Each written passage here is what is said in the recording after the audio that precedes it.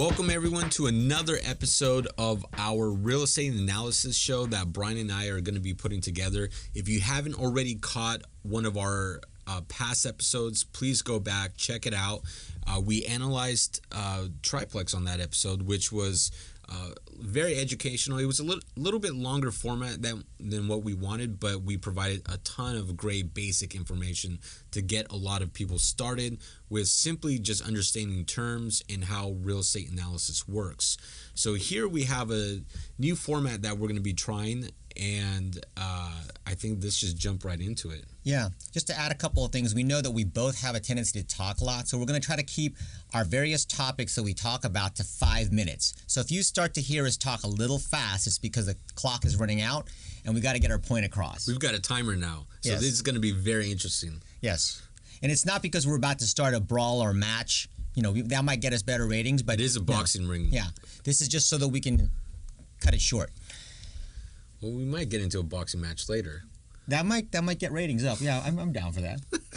Okay, so let's start with topic number one. So topic number one is awful questions. So Inman came out with an article about awful questions to ask. Question number one is, are you pre-qualified? Well, and just to be specific, awful questions and how to ask them with respect to real estate agents or real estate in general. So the question that Mark was bringing up was, are you pre-qualified? I guess the industry perceives that as a very awful question to have to ask their buyers.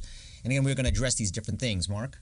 So I'm not a fan of this question, and a lot of real estate agents ask this to buyers, especially at open houses. Are you pre-qualified, or even are you pre-approved? There's a lot of real estate agents and loan officers that mix and match pre-qualified with pre-approved with different meanings. And so if our own people in the industry get confused with the terms, why are we even asking buyers to do this? I'm a big fan of simply asking the buyer, have you talked to a loan officer and have you discussed financing options? Brian? Well, I'm a little bit more old school with this, and I tend to have a little bit of a big background on different types of financing packages. So the way I approach this problem is very different. At the same time, since I have a lot of different agents under me that are coming in from various stages in their career, whether they're first-time agents or long-seasoned agents with their own style of doing things, I tend to ask, give them a more simplified version of asking this difficult question. So for me, I always use it as a segue to get as much information about the buyer. In fact, I'll even prepare them with, hey, I'm going to ask you some very detailed financial questions. Are you okay with that? The reason I'm going to do that is because it's going to help me to help you find out what different types of loan packages are out there that you might qualify for, such as a 3.5% down payment, which usually blows a lot of people's mind that they can actually come in with that low, or sometimes if they're qualified with as little as 0 down, such as with veterans loans. So this is an awful question that a lot of agents have because it's difficult to ask. They don't really know the question or the answers to these things. And as Mark mentioned, they a lot of times can just defer to, have you been qualified? So again, we're talking about how to ask them. And for me, I like to use it. I like to prepare them that I'm going to ask them a question, but also give them all the intrinsic benefits as to how answering it as truthfully as possible might help me to help them. One thing I like to do is also, and I learned this years ago when I first got into real estate, is why are you even assuming that they're going to be financing the purchase? Why can't they be coming in as a cash buyer? And it's also one thing that's, if you've ever been on the buying side, if someone asks you, well, are you going to be buying this cash or are you financing it? It kind of makes you feel nice when someone thinks you can buy it cash. And I've seen some great results. I know it's a marketing tactic, but it does work for you real estate agents out there. So I would simply ask, are you planning to buy this property cash or are you looking to finance it? And then just keeping it very simple. If they come in and say, no, we really are looking for financing, then okay, well, have you talked to a loan officer? Where are you at in the qualification stages? And that just starts that conversation to get some more information out of them as to what's going on. And I think this is going to segue us into the second bad question is, are you working with a realtor? I hate this question so much because everyone's going to tell you yes. So why are you going to even ask, are you working with a realtor? They may have a cousin, a brother, sister, a relative, a friend, someone that they know. And I think at one point, 1 out of 10 Californians were licensed real estate agents. Right. So most Their people uncle works at the post office, has a license. Exactly. So most people knew of some real estate agent. So I'm a fan of simply saying, if you make an offer on this property, do you have an agent that would write up the offer for you?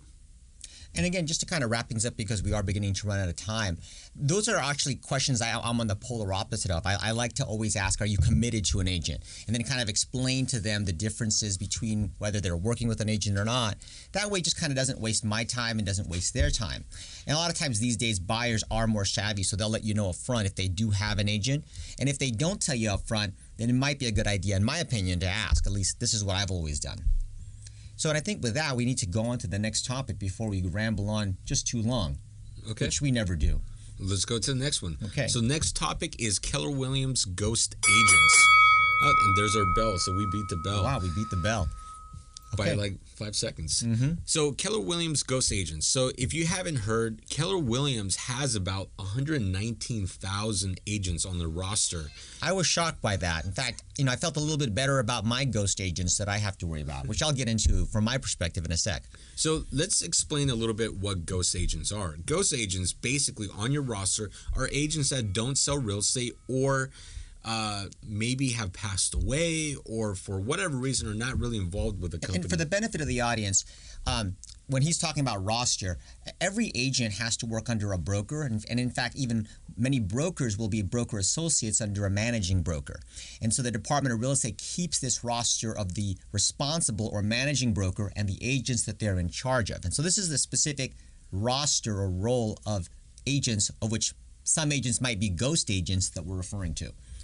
So Keller Williams came out, and I know for a lot of big companies, and I guess even smaller companies, it's always nice to brag about how many agents you have on your roster, even though many of them don't really sell real estate or not really involved in the industry. Just basically, you're a placeholder for their license.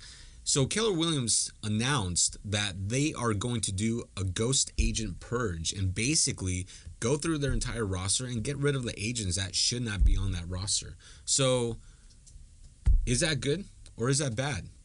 Well, again, I'm going to come at it from the perspective of a broker that experiences very similar of the dilemmas as Keller Williams, although not 119,000 agents, some of which are dead.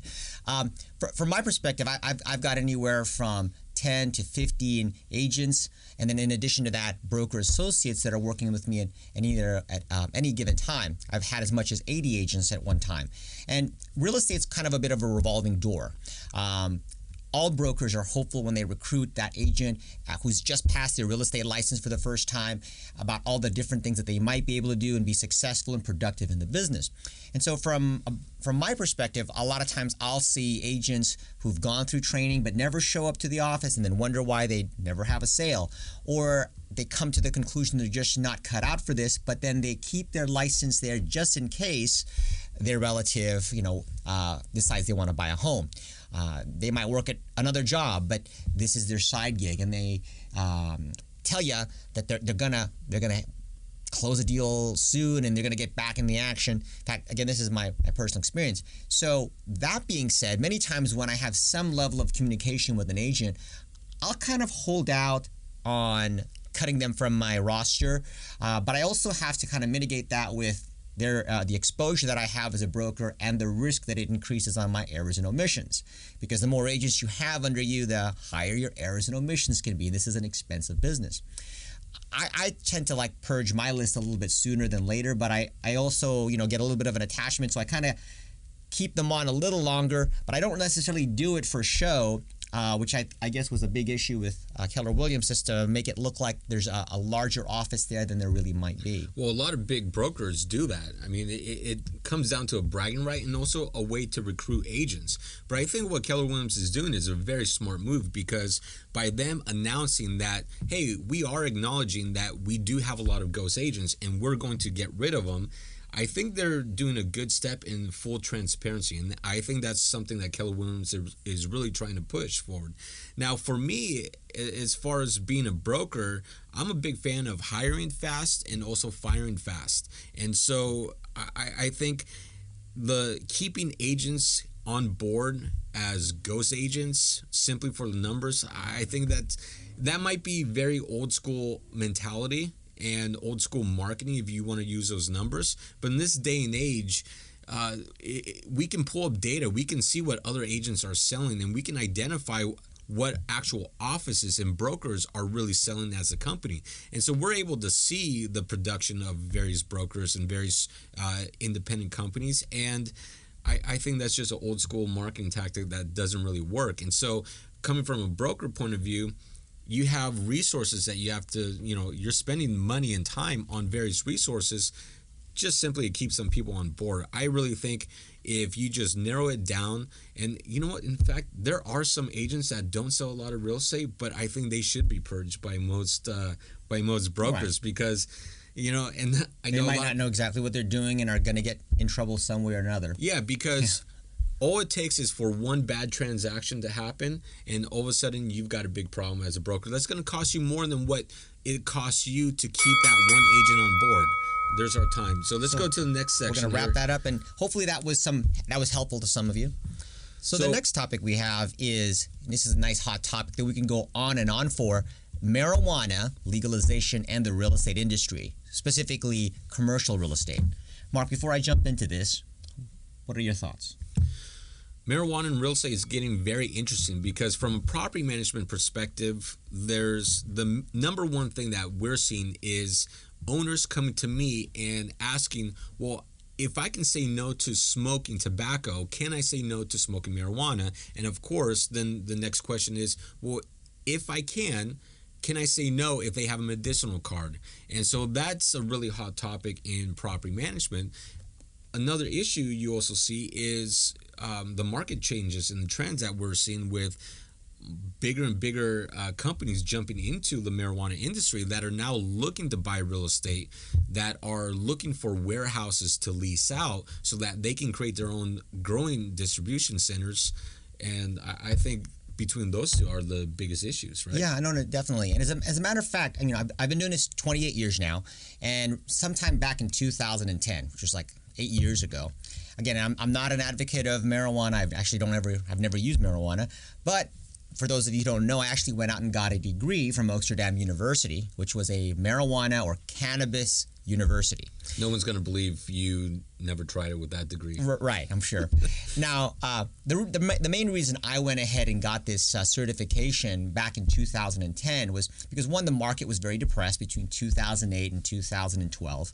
And during that time, Oakland, the city of Oakland, was having a massive push towards legalization. In fact, it was a huge hot topic. They were going to open up several 100,000 square feet of commercial grow opportunity. So I had a lot of various clients talking about this with me, asking me various questions on where they can go to get warehousing space, the proper electrical capacity, water capacity, and things of this nature. So being who I am, I wanted to get the empirical data. So I went and got a university degree from Amsterdam in Oakland. And it really opened up my eyes to a lot of the legalities behind it, the federal government's position on it versus the state government's position versus the city or municipal police department's position on it and how they treat it. And a lot has changed since 2010 to present. There was more of a stigma behind it, even when you mentioned it, whereas now with different states that have legalized it, there's a lot more acceptance behind it. And again, someone who holds a biology degree, myself, when I took these classes at the Amsterdam University, I did actually see this actual medicinal relationship between the alleged pain relief effects of marijuana, as opposed to somebody just saying it helped them with aches. Because one of the things about marijuana is it does have a high CBD1 and CBD2 content, which are specific molecules that bind directly to receptors that you have in your body and block pain relief. So again, I'm kind of going into all these different topics because these are all the various angles that are now becoming hot topics in 2019. And each of those creates a separate demand in that own industry, because you're talking about creating oils versus creating flowers to smoke. Correct. Yeah. So just kind of segueing off of what Mark was mentioning, everybody knows about smoking or vaping or even the edibles, and then again the various industries that have grown up. One of the things that I saw was that the smaller mom and pop operations that were doing this perfectly legal in the specific green zones with all the licensing and permits. And when I say smaller mom and pop, I'm talking about the grower who may either be leasing or have purchased a warehouse that was 3,000 to 5,000 square feet. A lot of those clients that I had that I consulted with, they're actually they're experiencing a lot of bureaucracy behind the business. In fact, there was a lot of it just down to the way that it was taxed from the State Board of Equalization. Between 2010 and to present, there was the State Board of Equalization would actually return tax dollars that growers would send them. And so this put a lot of pressure on the smaller growers, whereas I see a big push towards this very large commercial grow operation, like from companies like Philip Morris. Well, yeah, they just recently invested a ton of money into a company, and I don't remember the name of the company, but this company that they put money into, they specialize in grow and distribution operations. Yes. Specifically for marijuana. And so when you have a company like Philip Morris getting in, you know the other tobacco companies are thinking about it, because at some point, I think the tobacco industry is really going to disappear away, and the next level is going to be marijuana. No, definitely. And again, the bell just went off, so just to kind of wrap things up, again, we can kind of go off on this for a long time. It's spawned all kinds of different new opportunities for these grow industries, right down to the FDA actually taking vegetables and regular produce to them for testing, because they have the highest level of equipment to just check the content of things. Yeah. But anyways, more on that later. So our final topic here, before we get into a property analysis, is electrification of new buildings. So this is something that's very it's being discussed at many different levels across the state of California, and also other states too. But for many that don't know, a little bit of background here is that California has passed a law that will require new development buildings. Well, actually, is it old buildings or just single-family homes? Right now, it's primarily single-family homes, but you're actually beginning to see a lot of push for that for new apartment complexes that are being built. There's a huge push to do away with natural gas and just gas in general. And so when you're talking about the electrification of houses, or in California, you're probably going to see more of a push towards solar, wind, and renewable energies that don't include gas. Well, for single-family homes, after the year 2030, you're going to be required to have solar panels installed. So when the developer is building homes, they're going to be building them with solar panels on board. Now, one of the big topics being discussed at the state level is the electrification of existing properties. And basically what this is, and it's funny, electrification sounds... I feel like they need to give it a different name. But, right. It sounds funny. Yeah. But what they're talking about is taking existing properties that are already built, being occupied, and converting them into fully powered by electricity. I guess very much like retrofitting the building for earthquakes, right? Right. And going through that process. So what's your opinion on that? Because that's going to cost a lot of money, or does it really not cost that much money? I mean, that's exactly the big hot topic on that is that it's going to cost a lot of money, and the question is always who's going to pay for it. I mean, it's not as though we don't have the technology or the ability to do these things, if not for the economics that get behind things and slow things down. So although it's a great idea and I'm all for it, I think we're going to see a lot of the of pushback, or just plain and simply, people not being able to afford it, especially with older homes. Because you got to remember, there's going to be some homes in the Bay Area that are like 1910 build, 1920 build, and many of those have been renovated already, but are still going to have a lot of the old equipment. On newer homes, it's a different story. It is going to increase the cost of newer homes because of all the new technology that goes into it. And I could only assume that as that technology becomes more proliferated, then the cost will eventually go down. And again, although this is a great topic, especially for the environment, it is still 2030, which is still relatively a long time away. Right? We're supposed to have flying cars by now, but that's not quite the case. So 2030 is going to be the beginning start date for new developments going forward. Mm-hmm. But yeah, I mean, what you were saying is, if you're trying to convert existing properties and put solar panels on them, there's still a lot of buildings, like you mentioned, that are really old that still have fuses. Right, or knob and tube. Yeah, and even if they're out of fuses, the actual current main panel may not be able to handle a lot of the load that's being able to get generated by the actual solar panels.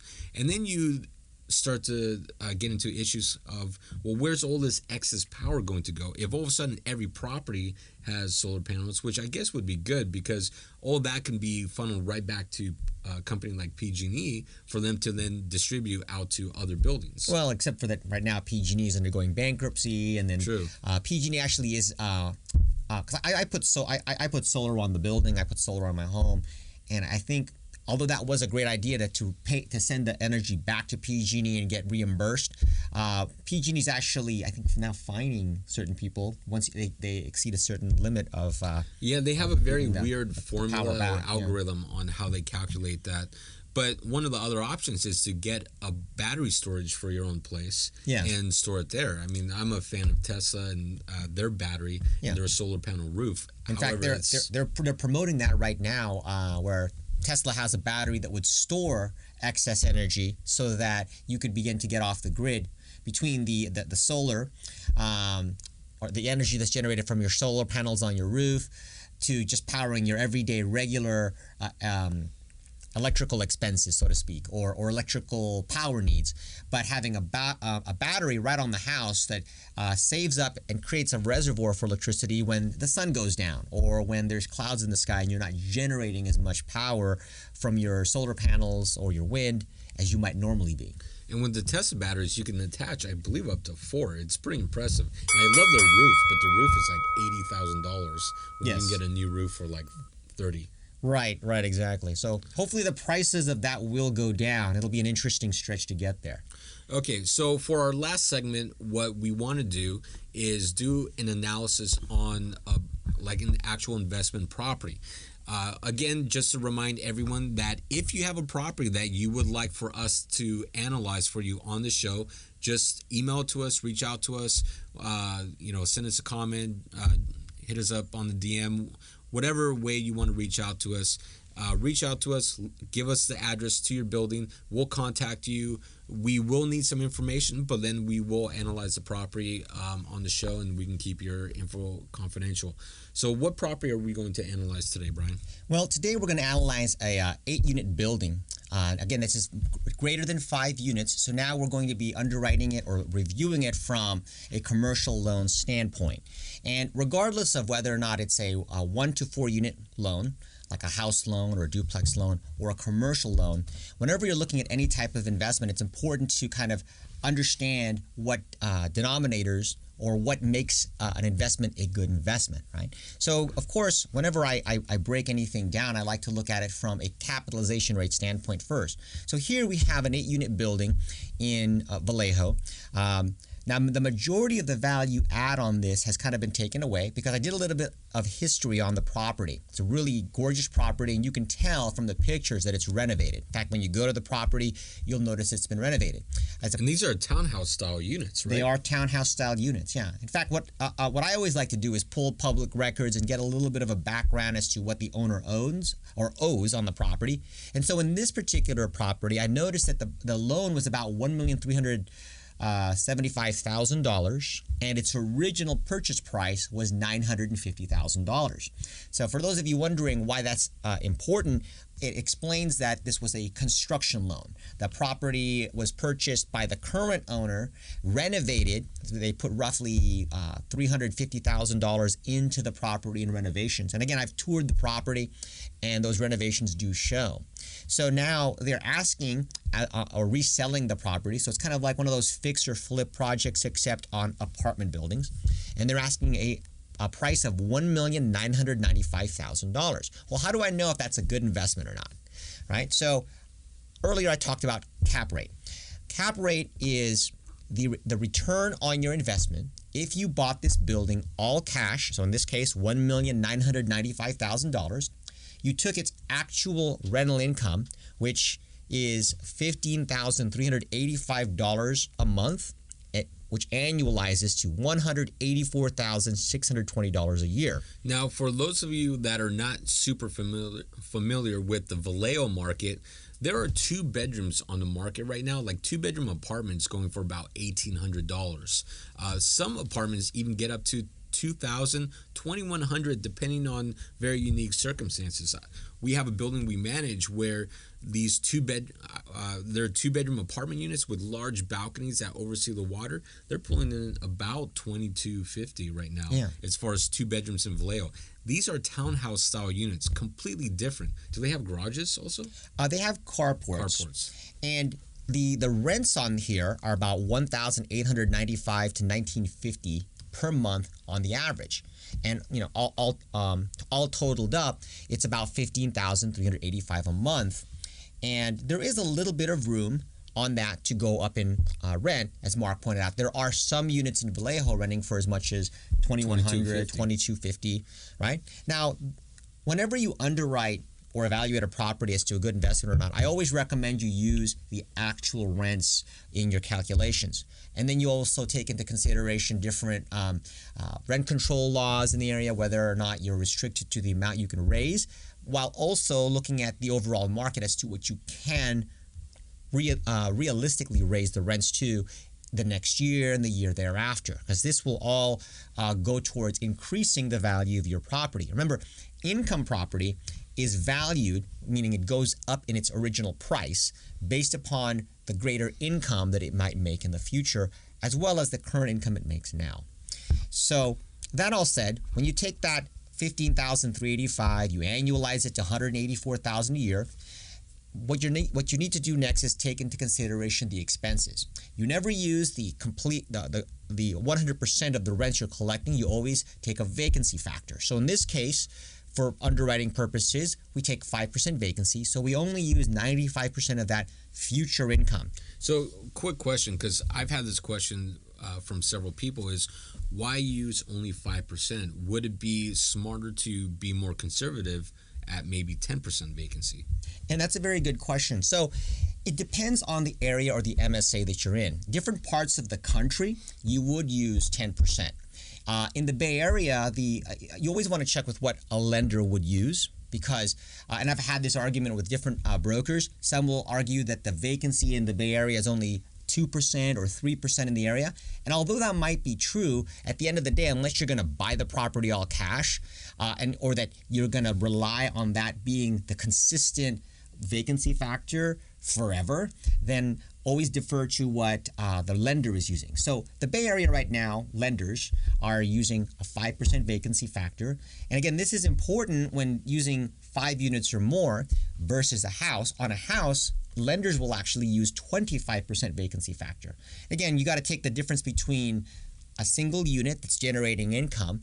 Whenever that one unit becomes vacant, you're 100% vacant. So when you take that 100% vacancy, the fact that it's vacant for a month because you're renovating it or turning it over when the tenant leaves, and you're marketing it and then you're screening it for new tenant applicants, by the time you get it rented out, you're usually 2.5 months without rent. So with houses, you round that up to a 3-month of no rent on a 12-month period, and you get that 25% vacant because you're only using 9 months of effective income and rent.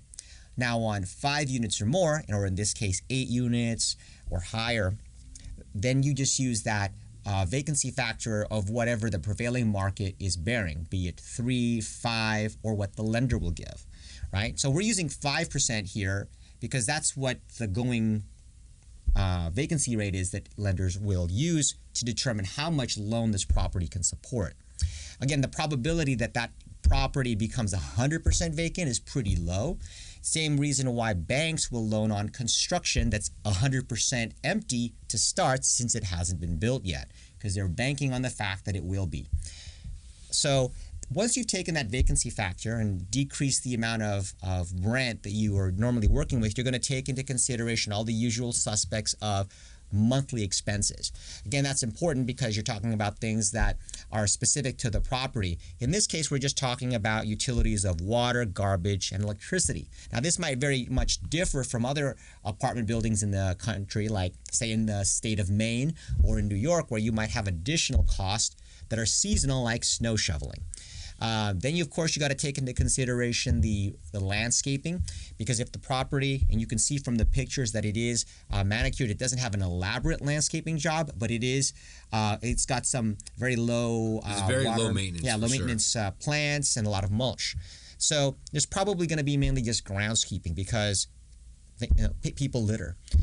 So you have to take those landscaping costs. You always need to take a management fee. And again, like, I get this question all the time from owners, a little like, well, I don't need to take that because I'm going to manage it myself. Well, whether or not you're managing it yourself or you're having it professionally managed, you're going to be taking time away. And again, you're looking at this from the perspective of a bank who you're applying to for a loan for.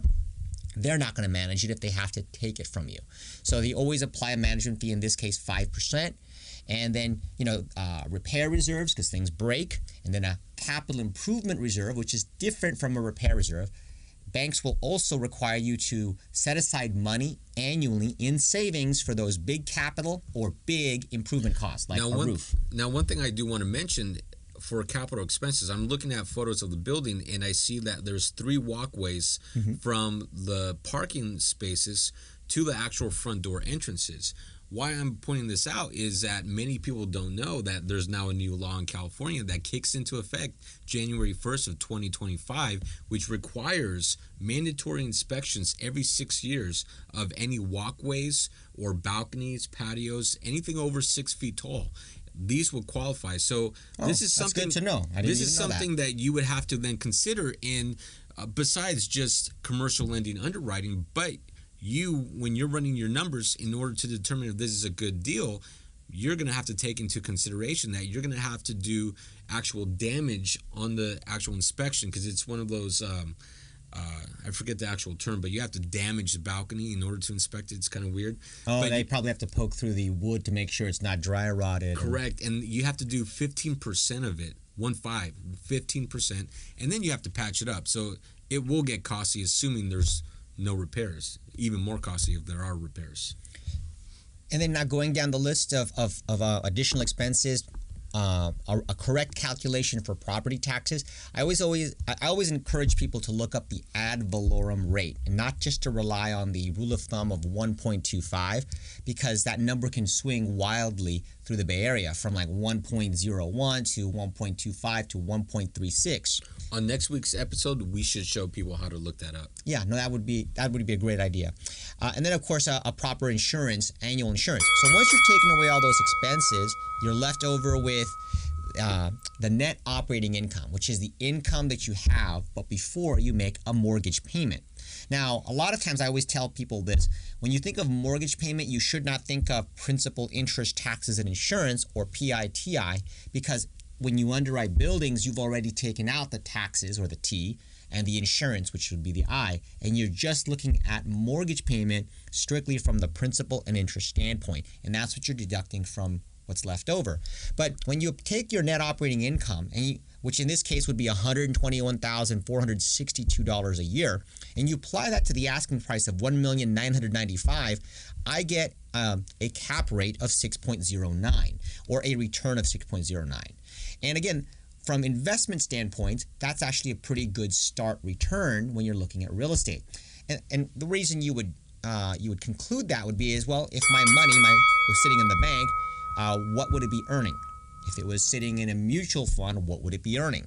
And again, you're comparing it to other vehicles of investment and what kind of returns you would get on that. Aside from the fact that all other forms of investment are going to be openly taxable as either ordinary income or passive income, whereas real estate has a shelter against that income, in this case depreciation. But the bell is ringing. Yeah, and one thing I want to point out before we finish up the show here is that the debt service coverage ratio on this property on the basic numbers is 1.42. This is very different from the last property we analyzed last week. So if you want to, go back to that episode, compare the two, and you can see how the numbers vary greatly. And then this property, according to what we estimate, has the potential in a few years to get up to an 8, almost 9% cap rate. So I think, in short answer, would this be a recommended buy? Yes, I would highly recommend this. And you pointed out something there with the cap rate. I started with a start cap of 5.5, 5, or 6. And you always want to look at where you will be at in year 2, year 3, year 4, year 5 with normal, regular rental increases. And again, when I say regular increases, whatever that particular city will allow for. If it's rent control or not rent control, not what you think you can get, or if there's a huge discrepancy between what the market will currently bear and what you're currently getting. So it is a very good property, at least from the denominator of the cap rate standpoint. One of the other things that we'll touch on maybe on a later episode are, what does debt service coverage mean, right? Because that takes into consideration a lender just making the decision to loan $1,500,000 as debt on this property. How do they make that justification? Well, that's through the debt service coverage ratio that they use as a benchmark. And does this property equal or exceed or fall short of that requirement? In this particular case, just as a quick cheat sheet, it does exceed the requirement of what normal lenders will want to see as adequate debt service. So with that said, it's the property is a recommended buy. Thank you for watching. Hopefully you liked the new format. I really enjoyed it. What about you, Brian? No, I definitely enjoyed it too. This is how I normally talk, this kind of fast-paced level, so I don't have to slow myself down into a 1-hour episode. Perfect. So watch next week's episode where we're going to get into a few more of these topics. And thank you for watching. Make sure to subscribe on Facebook, YouTube, and iTunes. And please, tell us what you think. Ask us questions, and we'd like to hear from you. And stay tuned for the next episode.